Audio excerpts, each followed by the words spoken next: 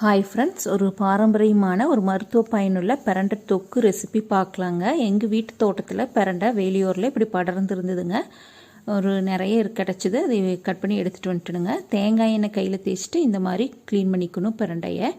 அப்புறம் ஒரு நெல்லிக்காய் அளவு புளி ஊற வச்சுக்கலாம். அடுத்தது இந்த பிரண்டையும் தண்ணி ஊற்றி நல்லா கழுவிங்க. ஈரப்பதம் இல்லாமல் ஒரு டவலில் போட்டு வச்சிடலாம். இந்த பிரண்டை கிடைச்சா அடிக்கடி நம்ம உணவில் சேர்த்திக்கணுங்க. ஏன்னா வயிற்றில் இருக்கிற அடிக்கொழுப்பை இது குறைக்கும். இப்போ வானலியில் கொஞ்சமாக ஒரு அரை ஸ்பூன் எண்ணெய் தாங்க சேர்த்திட்டேன். இப்போ 8 வரமிளகாயை நல்லா கருகாமல் இந்த மாதிரி வறுத்து எடுத்துக்கணுங்க. அடுத்தது 1 கப் சின்ன வெங்காயம் சேர்த்தி நல்லா வதக்கணும். எலும்பை பலப்படுத்தி முதுகு வலி, மூட்டு வலி இது எல்லாமே குறைக்குங்க. ஃபைபர் கண்டென்ட் அதிகம், அதனால் ஃபைல்ஸ்க்கு ரொம்ப நல்லது.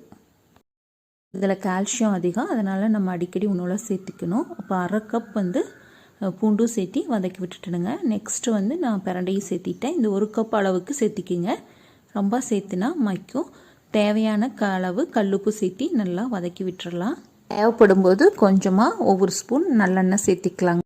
பிரண்டை நல்லா இந்த க்ரீன் கலர் நல்லா சேஞ்ச் ஆகணுங்க. அந்த அளவுக்கு வதக்கிக்கலாம். அப்புறம் இப்போ ஒரு ஆட்டாங்கல்லில் நான் இப்போ வரமிளகாயும் சேர்த்தி நல்லா சட்னி பதத்துக்கு ஆட்டி எடுத்துகிட்டு வந்துடலாங்க.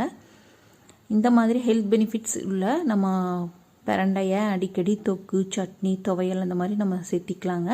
இப்போ இந்த அளவுக்கு நல்லா ஆட்டி ஒரு பவுல் எடுத்துகிட்டேன். அப்புறம் புளிக்கரைசலையும் ஊற்றி அந்த கல்லை நல்லா கழுவி எடுத்துகிட்டு வந்துட்டுருங்க. திக்கான புளிக்கரைசலை.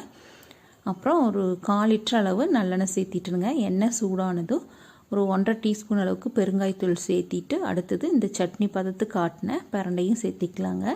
நல்லா எண்ணெயில் நல்லா மிக்ஸ் ஆகணுங்க. நல்லா ஒரு 2 நிமிஷம் நல்லா இந்த மாதிரியே கலக்கி விடுங்க. அப்புறம் திக்கான புளிக்கரைசலையும் சேர்த்தி நல்லா கலக்கி விட்டுக்கலாம். மீடியம் ஃப்ளேமில் வச்சுக்கோங்க. நல்லா வைக்கல தெரிக்கும், கொஞ்சம் பார்த்து கவனமாக செஞ்சுக்கலாம்.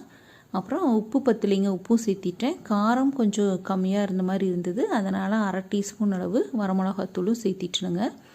சேர்த்து நல்லா கலக்கி விடலாம்.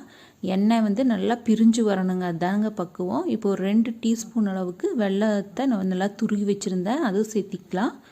இப்போ கொஞ்சமாக எண்ணெய் தேவைப்பட்டது, அதுவும் சேர்த்திட்டேன். நீங்களும் பார்த்து எண்ணெய் சேர்த்திக்கிங்க. எண்ணெய் கொஞ்சம் நிறைய இருந்து நல்லா எண்ணெய் பிரிஞ்சு வரணுங்க.